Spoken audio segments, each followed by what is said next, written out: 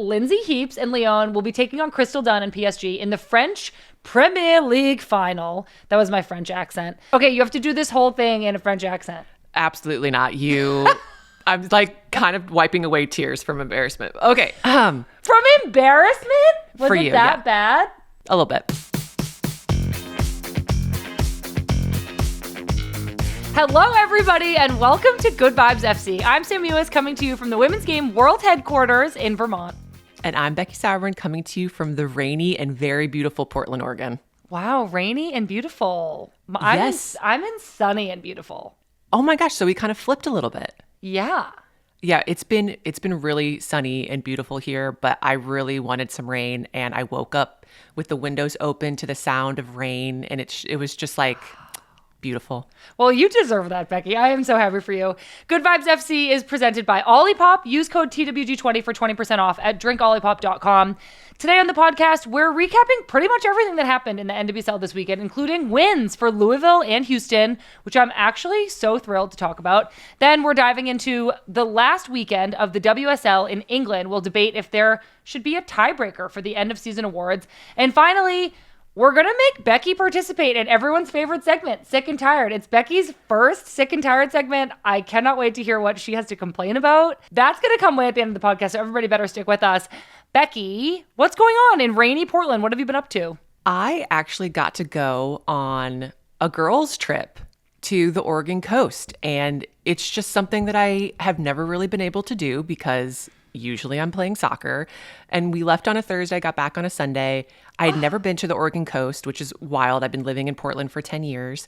And it was wonderful. It was like beautiful hikes, great scenery, good food, reading in front of a fire, watch some soccer games. It was awesome. Oh my gosh, that is so fun. It sounds right up your alley. Did you just go with friends? Yes. Klingenberg was one of my friends that went. Oh my gosh. So of course, so there were fun. shenanigans. I'm sure there were shenanigans. Were they like planned shenanigans? Oh, with Klingenberg, a lot of them are spontaneous, so not a whole lot of plans. I'm really excited about this. Let's do the soccer part, though. I want to start out nice and light. It was Mother's Day this weekend, and we saw lots of really sweet Mother's Day moments throughout the NWSL. Did you see like a really cute moment that stood out to you? There were a lot of really cute moments. I think Seattle Rain flying out all the moms was just such a special touch. And were you on the national team when they brought in our moms and it was a huge surprise? So we all walked into this big like banquet room, and I remember the video of this. Yeah, we're all just sitting. We're like, what is going on? And all of a sudden the doors open and all our moms come through, and there were grown women blubbering, crying to their moms because they were just so happy and excited to see them. Oh my gosh. And then we got to walk out with our moms. And so there's this huge picture of all of us just lined up with our moms at the starting lineup. It was really, really cute. And so I think Seattle doing something like that, like that's something that I remember so fondly from my time with the national team. And so to give that experience to the Reigns players, I just thought that's real class. I love that moment. I also wanted to shout out Louisville because Aaron Wright, who has a young son, he drew like a message on her captain's armband, and then they like printed the drawing, and it was so cute, and she got to wear it at the game. I saw that. It is so adorable. It's so cute. I think that the league and like also the media, shout out to ourselves, like does a really great job covering Mother's Day, because I think we're just so proud that women can do more than one thing at a time and like have this incredible role of having kids, but then also play soccer at the absolute highest level possible. It's like really, really incredible and something that deserves to be celebrated. Yeah, we're badasses. Say no more, Becky. That was so cool. Happy Mother's Day to everybody, especially my mom. And now my sister. Oh, Sam, huge congrats to Christy and Sam and Jagger. What a name. I know. He's going to be like so epic. Oh, it's going to be the coolest kid ever. I'm so excited. I'm actually heading there to meet him very, very soon. I'm so excited. I can't wait to be an aunt. Are you? Well, I guess I am an aunt. You are an aunt. Are you bringing any gifts? Well, I'm bringing a few things that are needed from America. Christy instructed me on what to get, so I'm not bringing any surprises. But I am excited to deliver new things. You're just going to bring a duffel bag of diapers and be a hero. Yeah. Yeah, that's what aunts do. I do also want to talk about the Angel City versus Utah game that was on Friday night. Obviously, we were all really shaken up about what happened with Savy King. Savy is a 20-year-old defender out of UNC in her first season with Angel City, and she collapsed on the field in the 74th minute. She had to be carted off. She was taken to the hospital. She is reportedly stable now, but this was a truly awful moment. So first and foremost, we obviously hope that Savy is okay, and we are sending her well wishes. Yeah, to this community that we love and we're continuing to build, like, please keep Savy in our thoughts. Send those good vibes to her recovery and her good health. Send the good vibes to her family, to her friends and teammates, and to the medical professionals who did their jobs in a very crucial moment. For sure. Actually, one of Angel City's players, Megan Reed, is also a paramedic, and it was reported by The Athletic that Megan was helping keep the other players on the field calm and kind of reading the situation a little bit and, reassuring everybody that hopefully there were some good signs that were happening. I wanted to mention that lots of people were wondering if the game should have continued after this event, including Utah's head coach, Jimmy Conrads, who said, again, as reported by The Athletic, in those moments, I'm not sure if we should have continued the game. You're emotionally, not only them, but also our players, were just scared. That's not the right situation to be in, but in the end, we played on. That's the decision other people have taken, which is fine. It was a really tough moment. Others called into question how the game carried on after this, including Trinity Rodman on her Instagram story, and just as a former player, from my perspective, I can't imagine returning to play after witnessing something like this. It seems like it would have been really, really difficult. I agree that the game should not have continued. I think as players, we've learned to reach a place that if someone gets injured, like a knee or a broken nose, we can almost disassociate enough to get back to playing because we can reason that injury is sometimes the cost of doing business, of playing the game. But when it's a medical event like this, it breaks that veil and you can't reason with it and you can't reason it away. And it was like really hard to tell what was happening from the TV, but you knew it was something really serious based on the amount of medical personnel that was on the field around Savy. You knew it was serious by the expressions on the players and the staff's faces as they were huddled up, just finding comfort in one another. And I just think the game should have been postponed because it is asking so much of these players and the staff to get back to playing a game when what could have been life or death had just happened on that field. Thank you for saying that, Becky. I think that in moments like this, and there was some great reporting around this, asking these same questions of how do you expect, players and staff to focus on soccer after something like this. And it is up to the league to make that call.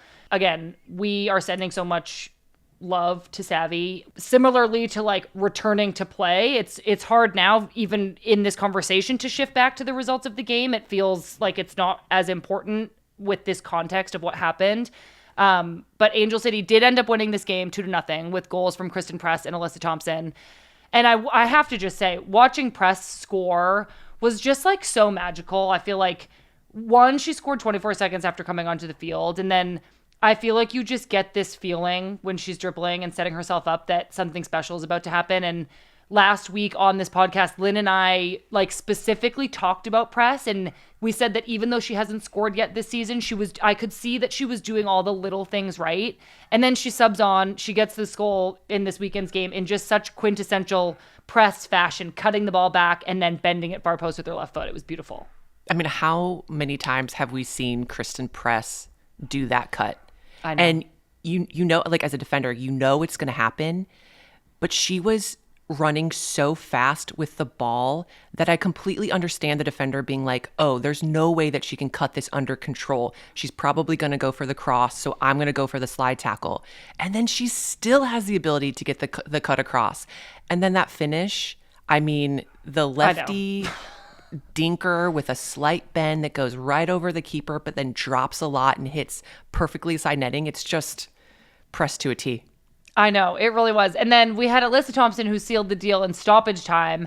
I've been seeing a lot of people actually comparing Alyssa Thompson's style to Christen Press's style. And I think particularly with these goals scored this weekend, that cut that they did to cut the defender did look eerily similar. It's just like the speed and the sharpness with which they're able to like send defenders the wrong way. And I keep thinking about this for Alyssa, that having Press as a teammate and kind of a mentor is such a valuable tool for her to have as she continues not only this like great run of form she's having for Angel City and the national team so far this year, but going forward as she tries to create kind of her own legendary career. There were moments throughout this game where I was watching Alyssa run and I was thinking she even kind of runs like Christen. So and lucky. Yeah, I mean, if we could all run as fast as Christen, that'd be great. But the cut that Alyssa made for that goal, the way that she opened up her hips, like the defender's thinking, okay, she's going to go back to her right, cuts it back to her left. It looked so much like Christen too. Like I can see Christen doing that in a game against France at the Algarve. It's like one of my favorite goals of Christen's. And I don't know if you've seen that one, or you might have even been on the team for that Algarve. Were you? I have no idea. Yeah, you're like all the games kind of but blend like together. I feel like I can see it in my brain because I'm just like, yeah, like that's so her. Yeah, and I think that's the benefit of having veteran leadership on your roster. And I think as the league gets younger and younger and these older, more established players are starting to get phased out, I think these teams are really going to miss and will eventually acknowledge and realize the importance of having this veteran leadership. I totally agree. Lynn and I actually touched on that a little bit last week as well, that maybe with the changes in the CBA, some older veteran players were not as protected as everybody else and have been left kind of at the wayside. And to your point, Becky, it's a benefit to have players like that, especially players who have a lot to share and a lot to give.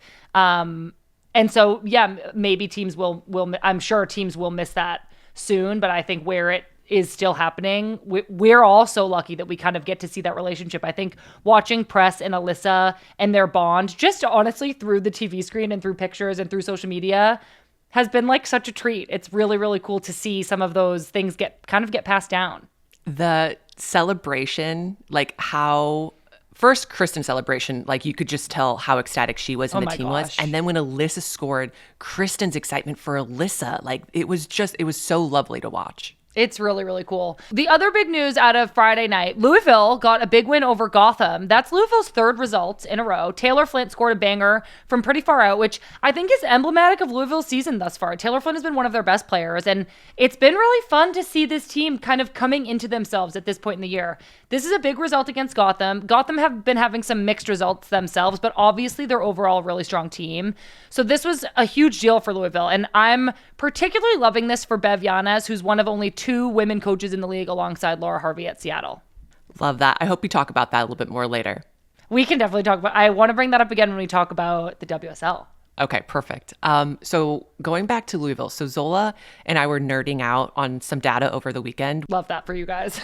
Yeah, of course. We had both thought Louisville had been playing better than their results. And so we were looking up some XG data, and XG, to remind everybody, that's expected goals in a game, which is based off the likelihood of a shot going in for a goal based on where the shot was taken and how many defenders are in the way of the shot. Okay. And Louisville's expected goals against is only 8.4. So based off the data, they should have only let in around 8 goals so far this season, but they've actually let in 13. And so you could say that they've been the victims of bad luck, but maybe this game was a turning point and a sign that their bad luck is wearing off. Oh my gosh, one, bad luck because it's literally 13. That's crazy. But I'm also kind of fascinated in like, I should look at XG more. Like, I don't look at it that much, but I feel like that's such a telling way of being like, did this game go the way, it felt? Did this game go based on like who really created more kind of chances? Yeah, you absolutely should, because it's really interesting to see teams that are actually overperforming their XG, like an Angel City, and then teams that are having problems generating high XG, kind of like your Bays in Utah. So it is pretty fascinating. Based on this Louisville game, I also want to shout out Louisville goalkeeper Jordan Bloomer. She's a 27-year-old from Wisconsin. She's stepped up in goal with the unfortunate season-ending injury to Katie Lund. Bloomer made 5 saves in this game and earned her first ever NWSL clean sheet. Congrats to Jordan. I think she showed really well in this game, and we all know what a handful Gotham's attack can be, and so I thought Jordan and the backline really held their own. Yeah, so a big 1-0 win for Louisville and a big 1-0 win for Houston. I'm actually really excited that we're talking more about Louisville and Houston this week because sometimes I feel like when they don't get results, they just kind of get brushed under the table, but I'm really happy to be diving in a little bit more today. Houston won their game against Seattle thanks to rookie Maggie Graham's third goal of the season. Also, Abby Smith started in goal for Houston. This was her first start in about 2 years. She came up big multiple times. Jane Campbell has really had that starting spot for Houston forever. So it's exciting to see, somebody else competing for that spot. And I'll also say that Seattle is a tough place to go and play away. It's a huge stadium. It's on turf, but Houston got the win. I am so thrilled for Abby. I had the pleasure of playing with her in Utah, and she is an exceptional human, an exceptional goalkeeper. You really cannot ask for a better teammate. So to see her on the field, to see her getting the shutout, it was like such a good vibe. Oh, well, I am really excited for Houston. Everybody knows that I have been touting Houston since preseason as the team that was going to have a glow up this year. So I am excited. It was tough to see Lynn's team lose, obviously, everybody. Lynn had a great game, though, as usual. Switching gears, it was a heartbreaker for Chicago. They lost 3-2 to the Spirit. The game winner was scored late, which was kind of a theme this weekend by the Spirit's Gift Monday. And I really felt bad for the Stars because you could just tell they fought so hard to stay in this game. And Mal Swanson was in the stands, who we are all so happy. She recently announced her pregnancy. Huge congrats to Mal and Dansby on the news. And I feel like at this rate, Sammy, we might have a generation of women's and men's national team players that are made up entirely of Nepo babies. Maybe Jagger will declare for the U.S. That was really funny, Becky. I really liked that one. That was really good. Okay, so back to the Stars. Even though they lost, we got to shout out Sam Staab. She's a center back who started and finished the play for Chicago's second goal. Sam started the play running with the ball. She played it forward, and then she continued her run into the box, really gambling on it coming back to her somehow, and it ended up coming back to her.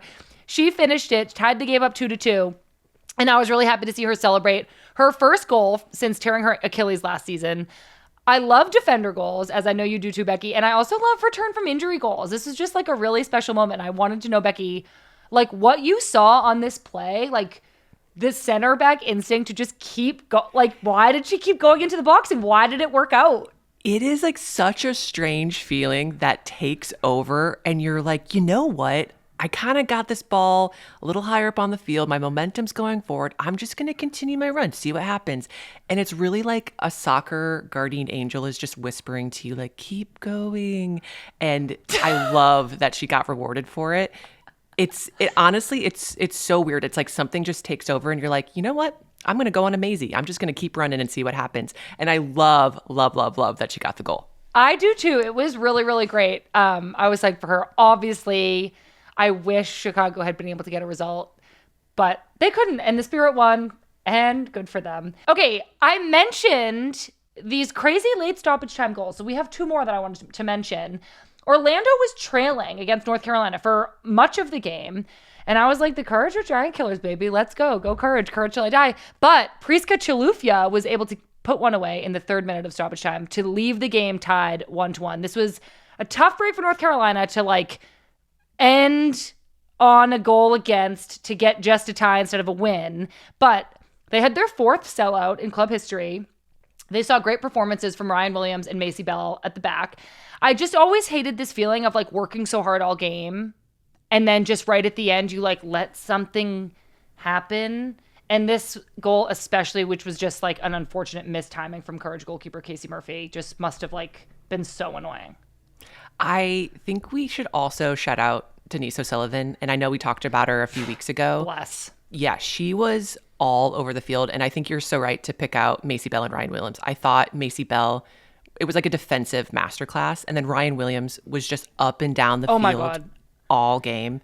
Ryan Williams is a wing, the quintessential wing back who can just defend great 1v1 deep and then run all day and then cross and get in the box. She's just is the fittest. I was teammates with her for a long time. If you had to be in her fitness group, it just made you look so bad. She's she's like the ideal wing back in a like 3/5 back because she can just run all day. Yeah, it makes a lot of sense. And you can tell that the team really relies on her to be able to do that. Yeah. They're like, well, you can do it, so you're doing it. You're going to do it. It sucks, like you said, giving the game away at that late stage of a match. And you could see it on Sean Nahas's face after the game. It was like such a gut punch. And I think what probably hurts just as much as the way the goal went in was that they probably could have put the game away in the second half with a lot of other pretty quality chances that they had. Dang. It's so tough. Well, this kind of actually similarly happened in the Thorns Wave game. The Thorns were trailing San Diego after an early goal from 17-year-old Kimi Asanio. San Diego's Kennedy Wesley did receive a red card, which a lot of people have been talking about that, and obviously that impacted the game. San Diego then had to play with 10 players for much of the game. Becky, what did you make of this red card? I thought, so like upon the first viewing, I was like, okay, Olivia Moultrie from the Thorns, she initiated the first contact. And I was thinking, I need to see this again, because if it was just based off that, I don't think it would have been a foul. But then when you watch another angle, you see that Wesley is trying to make a play on the ball and kind of kick it back to her goalkeeper. And she kind of misses. And as she's landing, she's not as in control of her body with the landing. And then there's contact and then Liv goes down. So that I can watch and say like, okay, I can see how that's a red card. What did you think? Well, I was just going to say, spoken like a true Thorn. Hey, I did both sides of that for a second. No, you actually literally, that was such a good analysis. Like I was kind of like, well, I'll just say it was so smart of Olivia Moultrie. Like, because what bad is if you initiate contact in that situation, what's the worst that happens to you? You get called for a foul and like, who cares? The best thing is she gets knocked off balance. You're on a breakaway, or she gets called for the foul and it's a red card. Now you're up a player. So like, I think that was smart of Olivia Moultrie to be physical in that moment. When there is VAR on calls like this, I'm just like, the refs know more about the rules than me. So like, as long as the VAR is getting used appropriately, I think it would be difficult for them to get the call wrong. With the use of VAR, I mean, I've sat in some meetings where people are talking about VAR and the decisions and the accuracy of those decisions and then the accuracy of overturning decisions that are made on the field. And of course it's not 100%, but it's way more accurate than if you're just viewing it live and trying to make a decision. Well, yeah, I will just say it's way more accurate than my opinion. So don't count yourself short. I love the refs. Always have. Never said a bad word to a ref in my entire life. Is that true? No. I kind of believed you. That's actually our email from Ella that we're going to get to later. She's going to ask us what we say to the refs. I can't wait to get to that. But so hang on, let's go back to this game, because beyond this red card, which of course was a factor in the game, San Diego are then playing down a player. There's another important game deciding moment. San Diego's Pearl Maroney unfortunately turned the ball over after attempting a nutmeg in the corner as the game was winding down. So this is setting the scene here. San Diego are down a player, but they're still winning 1-0. They turn the ball over. The Thorns win it back, go to goal, and it results in a PK earned by the Thorns. PK mastermind, Jaden Perry steps up, takes it, buries her PK in the 8th minute of stoppage time. So it's so late in the game. You have to imagine all that really was required of San Diego was to like boot the ball out.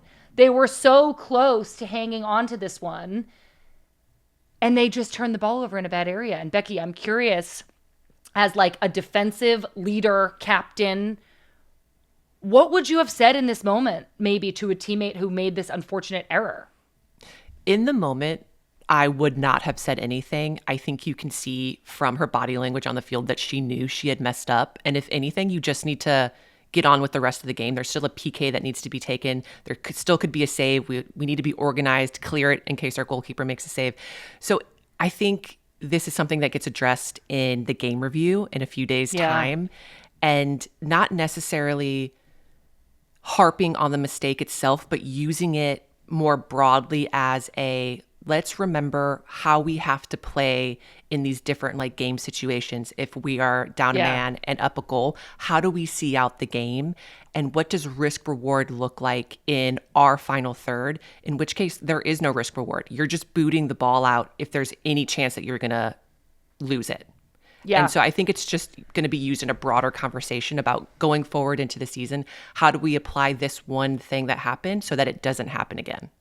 Yeah, that makes a lot of sense. It's like that gamesmanship conversation that honestly everybody needs reminders of from time to time. And it's so easy to get caught up in the heat of the moment of a game and forget sometimes. But good on the Thorns for working to get that one back. I mean, 8th minute of stoppage time, like teams are just believing in themselves and they are literally fighting until the last second, which is making these games really, really exciting. Can we talk about Sam Coffey's touch? Yeah, Talk about it. To get that PK. I know. I mean, back to goal, her touch outside of the foot beats a player, then she cuts inside, gets the foul, and it was a masterful turn. And from a player that's been playing the 6, who probably isn't turning back to goal very often, I was just really proud of Sam because I think as now the captain of the team and then an on-field leader, you can tell that she is trying to take these games by the scruff of the neck and be that player that makes the difference. And I love that she got to be that person in this game. I do too. I remember thinking how good her positioning was as the Thorns won the ball back and started to attack towards goal. I was like, wow, Sam is in such a good spot. They should really pass it to her. Oh, good, they did. I know. And then to your point, her turn and her attitude of like leadership is really noticeable. And I'm really excited for her too. I think that her being asked to play this role on the Thorns now in the absence of some of the other veteran leaders is going to be huge, I think, for her time with the national team, where she will also be asked to step up into more of a leadership role as the years go on and the World Cup gets closer and closer. Agreed. Okay, one more game to cover. We have a very robust NWSL coverage this week.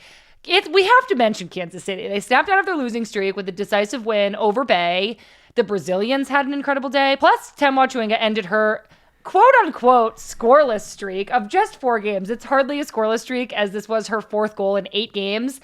But I do kind of think that, like, calling that a scoreless streak is just a testament to, like, how highly we all think of her. It's laughable to call that a scoreless streak. My scoreless streak would be like 85 games then, since I've retired. That's a scoreless streak. Yeah, Becky's like, you guys are all thinking of scoreless streaks in the wrong way. Yeah. But look, we talk about Temwa every week, whether she scores or not. Like, I think if there was like a little ding and a counter for like how many times we say people's names, like Temwa Chewinga would be maybe first. Like, she's definitely up there. We do also talk a lot about Dabinia. She had 2 goals in this game, including a brilliant free kick. But someone who has really added a new layer to this Kansas City team is Bia Zanarada, who is bringing like qualities of a 9 that just seems like unfair to put into a team who already has one of the best 10s I've ever seen with Dabinia and the best striker this league has potentially ever seen with Temwa Chewinga. And it's like in one team's attack, it feels like there shouldn't even be room for Bia. But here she is, and she's crushing it in Kansas City. Like, it's just crazy how good this team's attack is. I didn't know much about Bia before last season, and Portland opened up at KC with the new stadium, and she held up the ball so well, and she scored this one banger of a goal with her left while actively like pushing and holding off one of our defenders. And my head went back and I was like, oh, she's good. That's when you're like, I wish, like when you see a player that good, you're like, I wish she was either on my club team or my national team. Yeah. She's definitely one of those. All right. Well, that was a whirlwind of pretty much everything I think we could fit into one podcast segment about the NWSL. Let's take a quick break. And when we come back, we're going to get into the WSL ending and all of the changes that are coming. So don't go anywhere. All right, welcome back to Good Vibes. Let's talk Women's Super League in England. Usually, the last day of the season where all the teams play at the same time is so thrilling because you're waiting for someone to win the league or relegation to be decided, or at the very least for the top 3 teams who will make the Champions League cutoff to be finalized, and all the games are being played at the same time, and you're like trying to watch 6 games and like all the scores are going on. But this year, all of that had already been decided before we headed into the last game day. So it wasn't much of like a decision day. We did see Chelsea secure an undefeated regular season with a 1-0 win over Liverpool. Becky, this is a big deal. An undefeated season at this level is kind of incredible. Did you ever have an undefeated season? And actually, were you on Utah the year that Brittany Ratcliffe ruined our undefeated season at the Courage? never had an undefeated season, and I absolutely was on the Utah Royals when Britt Ratcliffe. I swear, your me and undefeated Lynn bring season. this up on this show. Like, we might have talked about this last week, or maybe it was 2 weeks ago. But the Courage were on this run. We were like gonna be undefeated on the whole year, and then at home, Brittany Ratcliffe on Utah scored the most beautiful goal I've ever seen and ruined it. Didn't she like slide tackle the ball away from a defender? Yeah. Get up, and the shot went like right over the goalkeeper into side netting. Yeah. Sam, I have never fallen to my knees in victory before, but when that shot went in, I fell and was just like arms raised, yelling at the bench. And then I had a very self-aware moment and I got super embarrassed and I immediately got up to go celebrate. But you guys were so good that year. And Utah, an expansion team, still pretty new. It was like everything had to go right for us to even be in contention for points. So to steal 3 from you at home was so unexpected and sweet. Well, good for you guys. Okay, well, that didn't happen to Chelsea. So good for you, Chelsea. That's incredible. If Brittany Ratcliffe was playing in the WSL, you never know. One area that there was a little bit of suspense was around the awards. There were some big awards up for grabs, but they ended up only getting half grabbed, Reba. And this is our Olipop Gut Check of the Week, brought to us by our great friends over at Olipop. Cream soda today. I'm having another vintage cola. It's just become my lifeblood. You're just a classy broad. My favorite sound. Arsenal's Alessia Russo and Man City's Bunny Shaw ended up sharing the Golden Boot with 12 goals apiece. Then, Man United's Fallon Joyce and Chelsea's Hannah Hampton tied for Golden Glove with 13 clean sheets apiece. And so I think the gut check is, should these awards have a tiebreaker so that people aren't like sharing them? So I feel like in tournament competitions, isn't the Golden Boot tiebreaker then the most assists that a player had? Or even beyond that, the ratio of amount of goals scored in the amount of time played? Yeah. So I feel like there are tried and true tiebreakers to kind of sort out this thing. Did the WSL have that?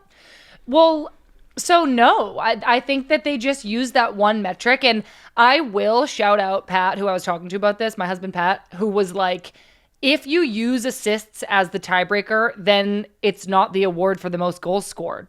Well, then why don't use the ratio? Well, that's what I was kind of thinking, is that Bunny Shaw, I assume, played less minutes because she was injured a lot of the year.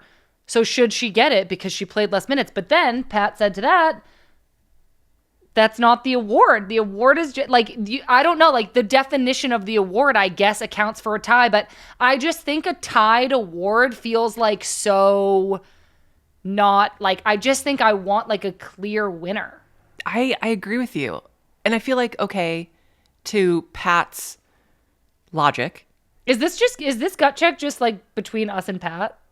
Potentially. I'd like to argue with him. But like then with the Golden Glove, could the tiebreaker not have been most saves overall and not just clean sheets? Because wouldn't that still mean you're the best goalkeeper because you made the most saves? I don't know, but that's where I'm like, when you get into like the definition of the award, because what's the Golden Glove in a world tournament? What's the award? Best goalkeeper of the tournament. Yeah, so it's like objective or it's subjective. It could be subjective, yes. I don't know, man. Did we have an answer to this? Yes, there should be a tiebreaker, or no? Well, if you're asking Pat, it sounds like no. What if there was like a 4-way tie? That seems kind of ridiculous, right? It's ridiculous. You get custody of the trophy every so often for a quarter of the year? I think I prefer the minutes thing to the assists thing. Okay. And then what about for Golden Glove? I don't know. Okay. What do you think? I think most saves overall. Or fewest goals against. Yeah, that's another good one. So really we have not gut checked anything. I know. I like really like to come out of a gut check with like a clear answer. And I think it's enough this week that we just really raised the issue. Well, I'll go ahead on record and say, yeah, there should be a tiebreaker. Good. I mean, yeah, I think I agree. But I don't like to tie myself to anything too strong. You're Sammy Media. You're supposed to be making these like hard. I'm gonna change my nickname to Sammy Fence. Sammy Fence. I like to be on the fence. That's really sad. I think I like Sammy Media more. Damn it. Okay, well, that was our Olipop Go Chick of the week. I would love for people to let me know, is there anything we're missing here? What should the tiebreaker be? Or should there not be a tiebreaker? Should we just have ties for everything? Okay, Becky, let's look ahead to what's left for WSL teams this season, and we'll look ahead to next year as well. First, the FA Cup final is next weekend between Chelsea and Man United. That will be played at the iconic Wembley Stadium on Sunday, May 18th. Chelsea has the chance to lift their third trophy of the year. United has the chance to go out on a high after kind of a mediocre last few games in league play. One thing I did want to touch on with you was that I'm feeling like pretty weird about being amped up for this FA Cup final since the organizing body is the FA. And we recently heard about the FA's ban on all trans women playing football at any level. We've seen a few players in the WSL, like Christen on Man City, take a stance for trans rights, but I wonder if we'll see more support during this game. Good on Kirsten Kasperai. I sincerely hope that more players and staff and team executives take a stance against the FA's ruling. I think it's absolutely tragic that the FA has decided to ban all players at all levels from playing on teams of the gender they identify with. And I think it takes allies from within the game to use their voices, as well as those who watch and support the game, like the fans and sponsors. I think it's awful. Absolutely awful. I know. It was a really horrible thing to read and hear about and report on. And so I would encourage more players to speak out about it because, like you said, Becky, I think that it does require people who have the platform on the inside to protect people who have less of a platform. It's really, really sad, and I hope that things change. After the FA Cup final, Arsenal is the only team left playing from the WSL as they'll take on Barcelona in the Champions League final in Lisbon on May 24th. Becky, you and I are going to be going live after that game on the TWG YouTube channel, breaking down everything we see at the final whistle. I cannot wait to watch some of our friends and U.S. women's national teamers Emily Fox and Jenna Neiswanger have that opportunity to compete for one of the most prestigious titles in all of global football. Yep, sadly, Arsenal's men's team couldn't find their way into the final, which would have been amazing. Like, what a feat for that club. But if I had to pick one to go, of course, I want the women there. And Sammy, my money is on them to win it all. And I know you're going with Barcelona. You're the sweet, risk-averse person you are. I would say let's make a bet, Becky, but I don't think betting aligns with my very sweet, sweet personality. I do want to shout out one of the stories from this season that has made me happy. We've got kind of a lot of women coaches leading these clubs in the WSL. There's Sonia Bonpastor at Chelsea, who just had a pretty incredible first season as head coach. Then there's Renee Slagers at Arsenal, who stepped in when Jonas Eidevall left and has also done remarkably well. The WSL title was out of reach, but she's still bringing her side to a Champions League final. There are also women leading at Aston Villa, Liverpool, West Ham, and Leicester City. That's 50% of the league. And like we mentioned briefly earlier, sadly, the NWSL is only at 2 coaches out of 14, which is 14%. We talked to Laura Harvey at our live show about this, right? Like, we need more women in these roles. We need more resources, opportunities to help women reach these positions. That's exactly right. Laura mentioned it. And then I also interviewed Casey Stoney earlier this year, and I've talked about this interview a lot. It's actually really applicable here. This is former San Diego Wave and current Canadian national team head coach Casey Stoney on the lack of resources for coaches in the U.S. Even here, even as a professional coach in America, there's no support for you. You know, if I was in England coaching in the WSL, I have the League Coaches Association, I have the League Managers Association, I have people where I can go and continually educate myself. I have support on contracts. I have support for myself as a mentor. I have a mentor through the League Managers Association.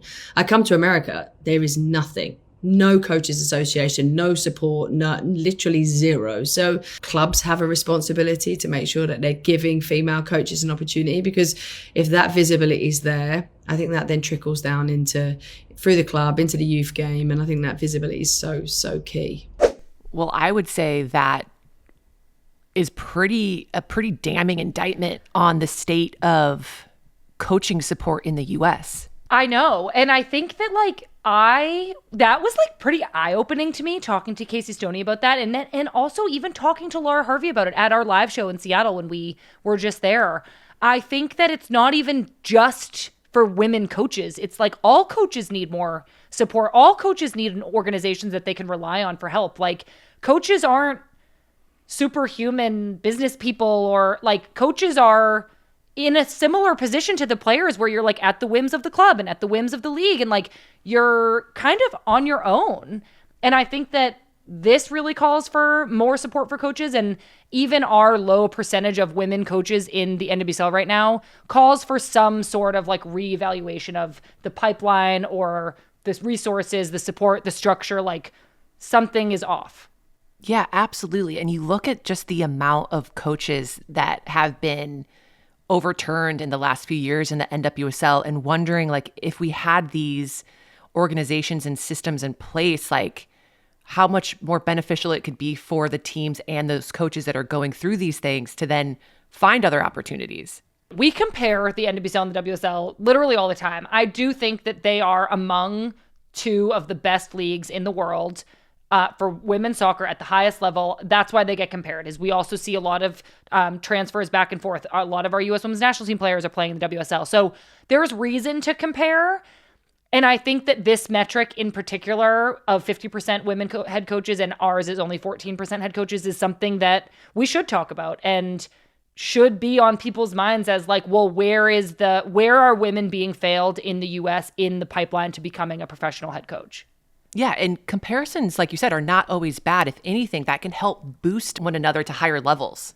Totally. Well, in England, Becky, something that's also pretty uncommon is women in ownership positions.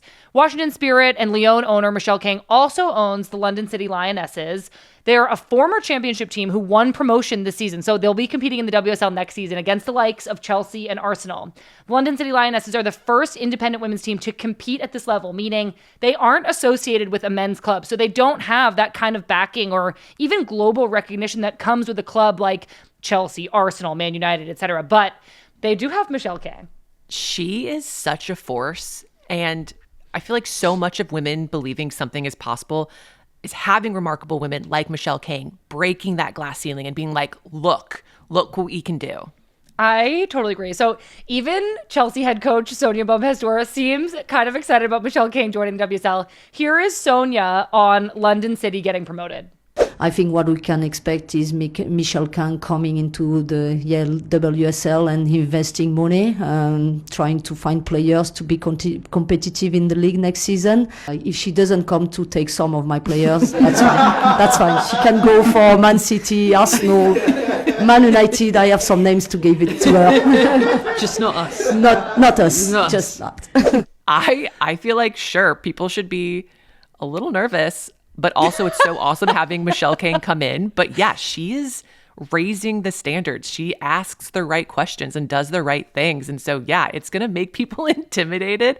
And yeah, people are going to lose players because like who wouldn't want to play for a team owned by Michelle King? Like look what she's done. I know. I also think it's like, and I don't know if this is just me getting overexcited.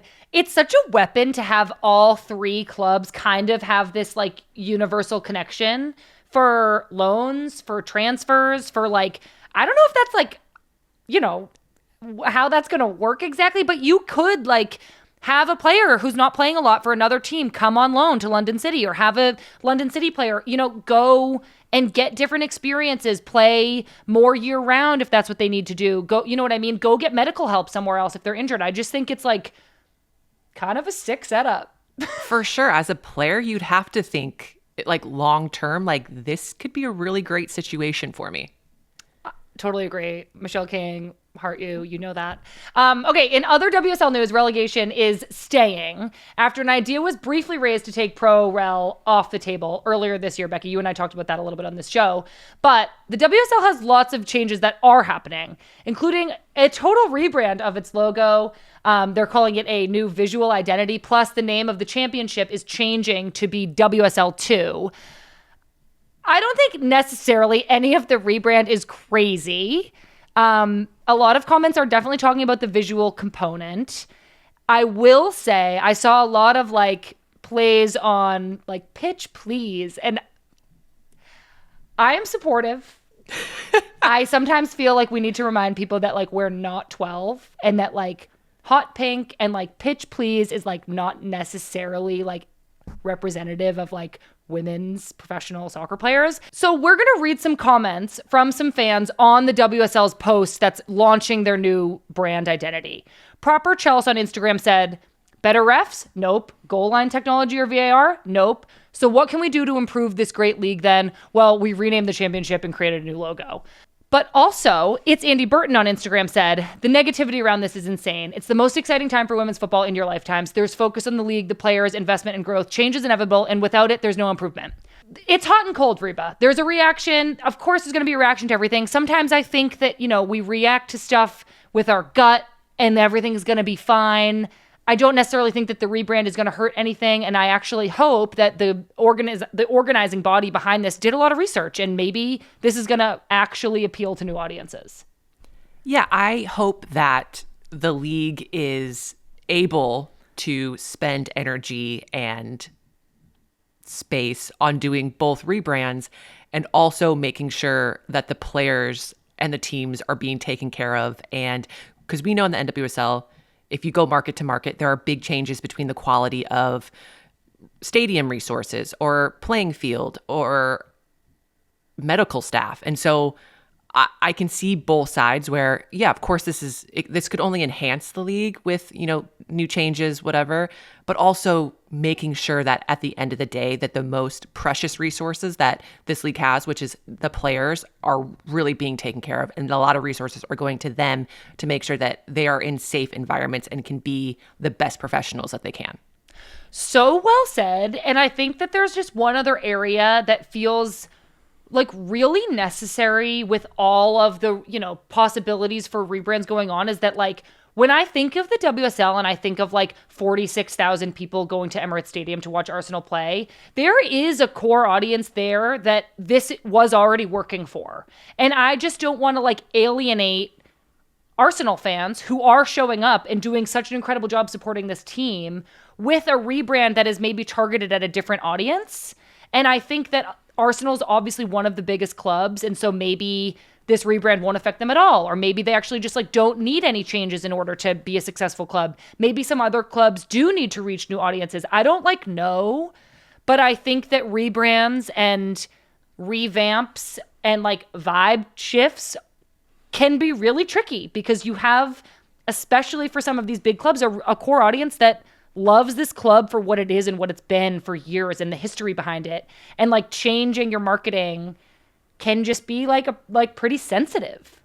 I mean, we saw that with Boston, right? The Yeah. new Boston franchise and their initial video and idea for team names and that kind of branding. And it can really set off something that is very negative to the supporters of a new franchise, let alone if this is an established one. You're right. Like the vibes have to be right. Yeah, like when I think of like an Arsenal fan, like I don't think they need like gimmicks. I think they're just like, no, like Arsenal is in my blood. Yeah.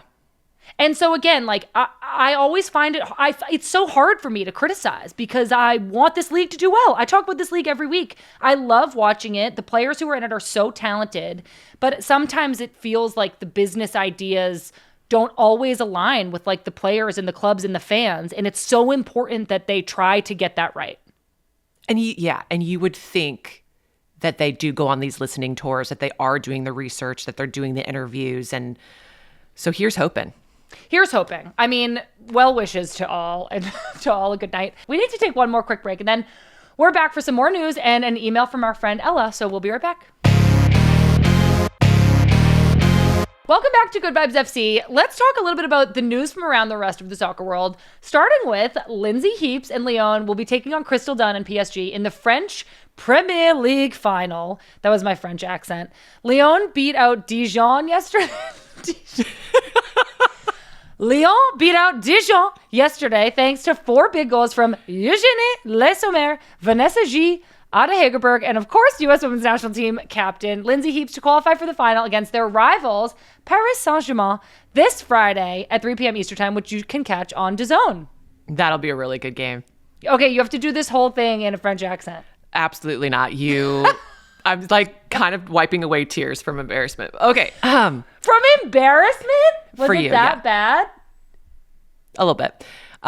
Okay, and in international news, FIFA has just approved plans to expand the 2031 Women's World Cup to 48 teams. That's 16 more nations who have the chance to play on the world stage. This comes after the Olympics have announced that they too will make more room for women's soccer teams. In a world where the women's game is getting more and more competitive every tournament, it's exciting to know that opportunities to celebrate those players are expanding too.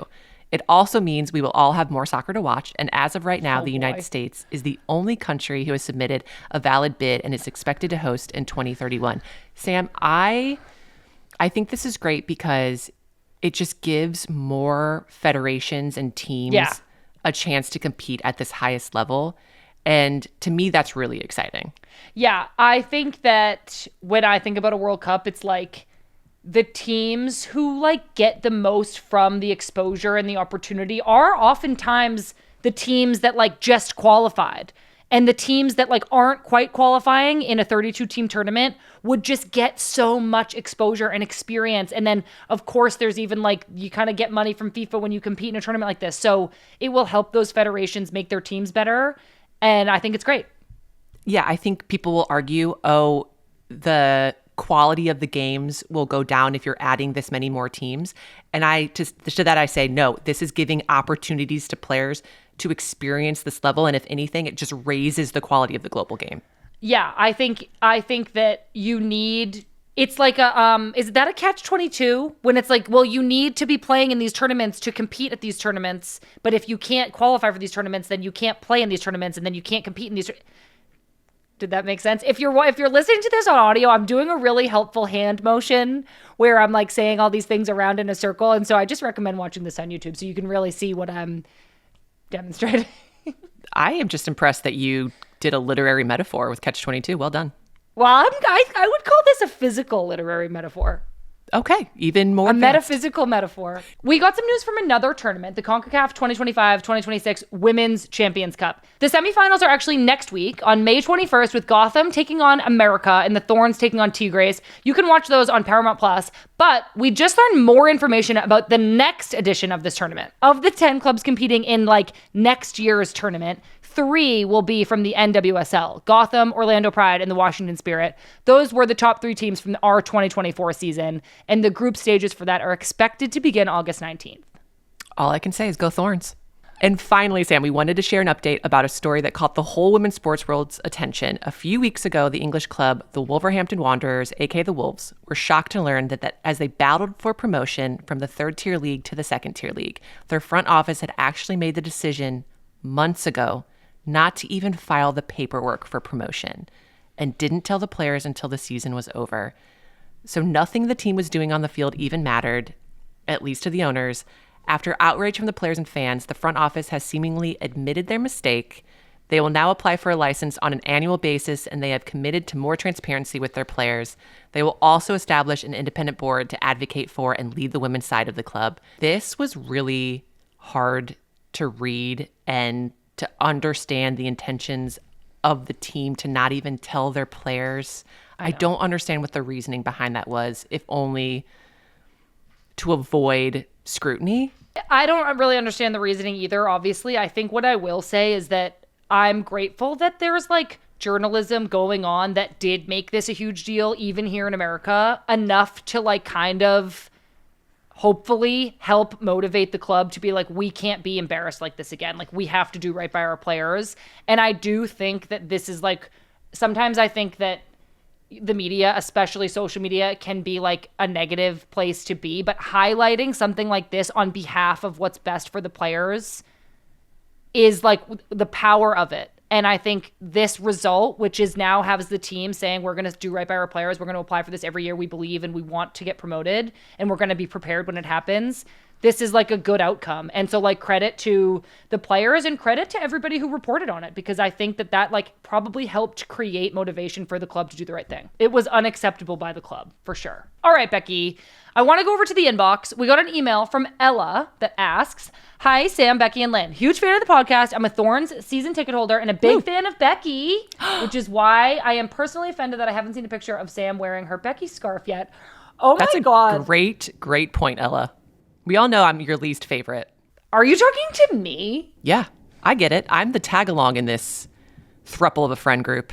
Oh my God. I'm like looking around this room. Ella, I'm sorry that we're interrupting your email to have this friend fight, but Becky, that is not true. I idolize you.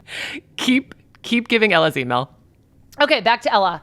Ella has a question for us. She said, what do players say to refs and vice versa on the pitch? Are the captains the only ones who are supposed to talk to them? Is the ref explaining the call, or are players explaining themselves?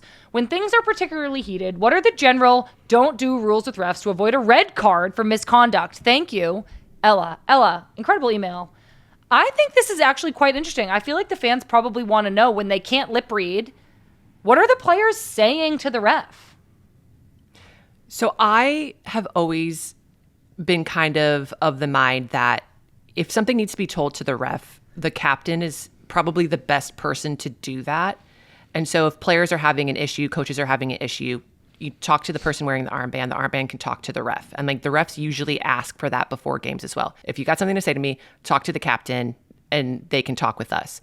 When things get heated, absolutely do not touch the referee. Do not invade personal space. Do not at all show signs of aggression.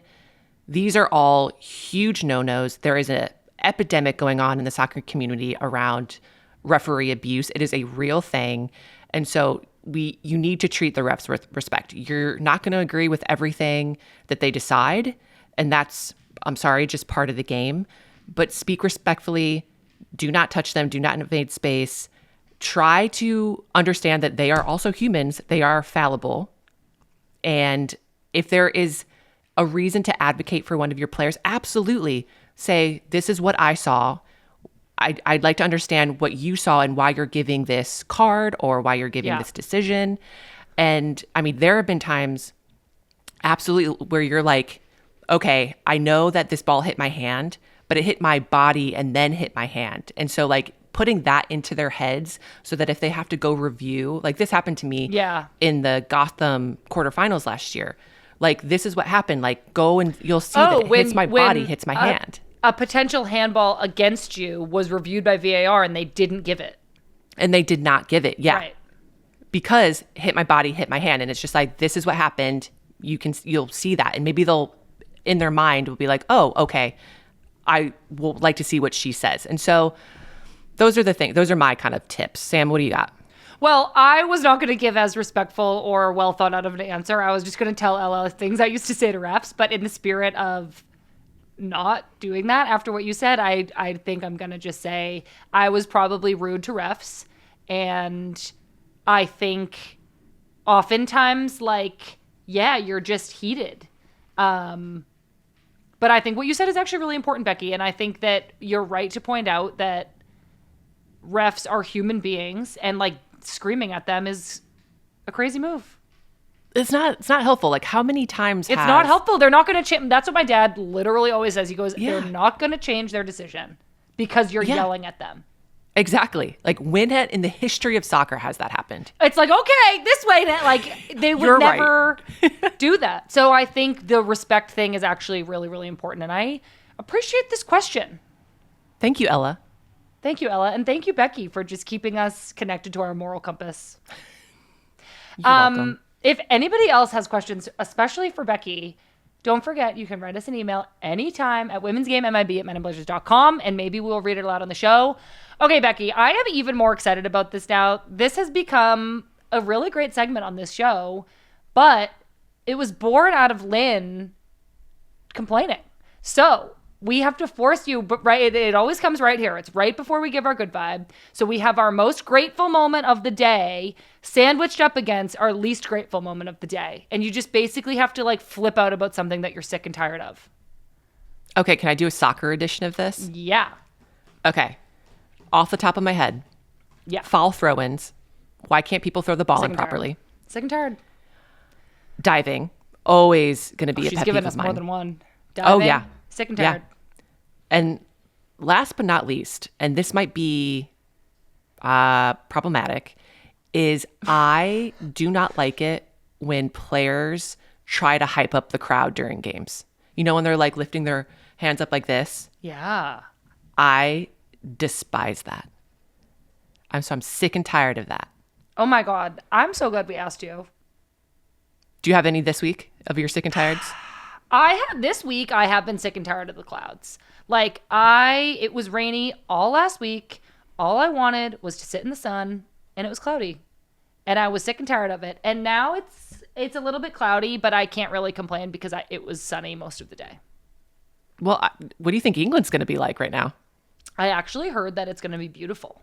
Oh, well, that's really But fortunate for you. I'll believe it. I'll believe it when I see it. So it always feels good to just have this little bit of catharsis. You just get all the negativity out, and then we get to leave our listeners with a beautiful good vibe to wrap up the show. Do you want to start this week? I feel like I always get to start the good vibe. I came to my notes for this episode 4 days ago, and I wrote this in here because I am so excited to share it with our listeners, Becky. Has anybody just ever stopped to appreciate Ritz crackers?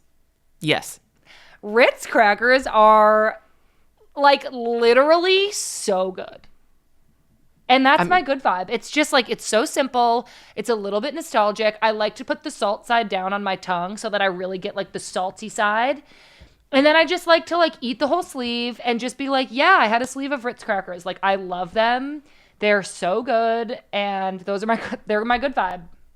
That's wonderful. We all know that you like cheese and crackers. That was your ask for the live show, for the green room. Do you ever put things on your Ritz crackers, or are you just a sleeve of plain Ritz? I am notoriously a vanilla girl. I like plain stuff. I think that Ritz crackers are best on their own. I will do cheese and crackers with a little pepper jelly, but I prefer water crackers. Okay. For that. But okay. if all we have are Ritz, which of course we have Ritz because I stockpile them because I'm obsessed with them, then I'll use Ritz, of course. But I think it's a little bit, the water crackers are good for the other stuff. The Ritz are a standalone treat. Okay. Solid good vibe. Are you going to take a sleeve on the plain? Yeah. For sure. Yeah, for sure. Solid plain but snack. I will say, the version of Ritz in England that I really like are called Tuck, T-U-C. You know those? They're not a version of Ritz. They're just plain kind of buttery crackers, and I'm very excited to get myself a sleeve of Tucks.